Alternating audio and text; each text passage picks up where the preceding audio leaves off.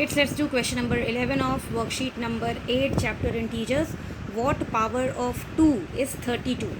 हमको 32 को लिखना है, 2 के ऊपर कुछ पावर आएगी, तो उसके लिए हम क्या करते हैं, प्राइम फैक्टराइजेशन करते हैं, which we have studied in class 5th as well as in factors and multiples. We did this method. To find out the prime factors of any number, we do prime factorization of that number.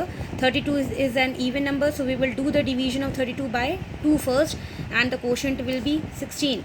Again, 16 is an even number, so we will divide 16 by 2 and we will get 8. 8 is an even number, we will divide it by 2. 4 is an even number, again the division will be by 2. 4 is an even number and then quotient will be 2. 2 is an even number, it will be divisible by 2, and at last we got 1. Now how many times I have written 2 here? 1, 2, 3, 4, 5. Means 32 can be written as 2 into 2 into 2 into 2 into 2. 32 को हम केवल 2 के products में लिख सकते हैं. केवल 2 को ही हम अगर 5 टाइम्स मल्टीप्लाई करते हैं तो हमको आंसर कितना मिलता है, 32. तो we will write 32 as 2 to the power 5. 2 to the power 5 का मतलब क्या होता है, 2 को 5 बार मल्टीप्लाई करना, और हमको आंसर क्या मिलेगा, 32. जब भी इस टाइप का क्वेश्चन आएगा, पावर्स के फॉर्म में लिखना होगा, तो हम क्या करते हैं, प्राइम फैक्टराइजेशन करेंगे. जितनी बार जो नंबर आ रहा है उतनी ही पावर उस नंबर पर लगा देंगे. The second part is -4 is 64. तो 64 को जब हम करते हैं प्राइम फैक्टराइजेशन, तो इसमें फिर से हमने शुरू किया 2 से, और 32 को हमको पता है कि 5 बार 2 आएगा. अभी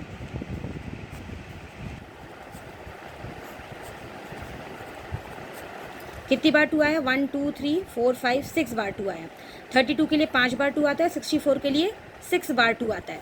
तो हमने 64 को लिखा 2 into 2 into 2 into 2 into 2 into 2. कितनी बार लिखा है, 1 2 3 4 5 6.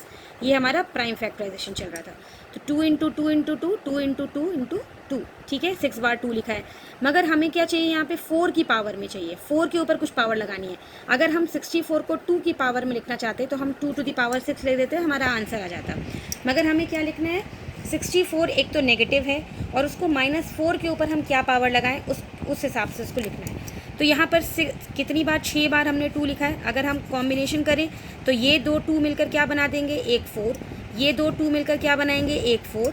और ये 2 2 मिलकर भी क्या बना देंगे, एक 4.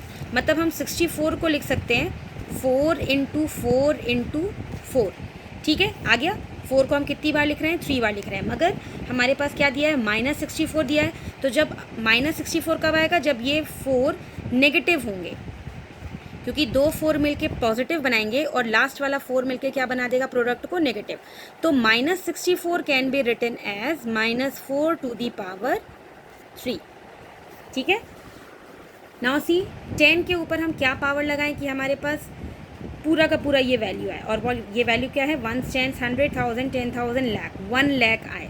तो हमको पता है कि 10 इंटू 10 को 10 से जब मल्टीप्लाई करते हैं तो लास्ट में 2 बार 0 आ जाता है.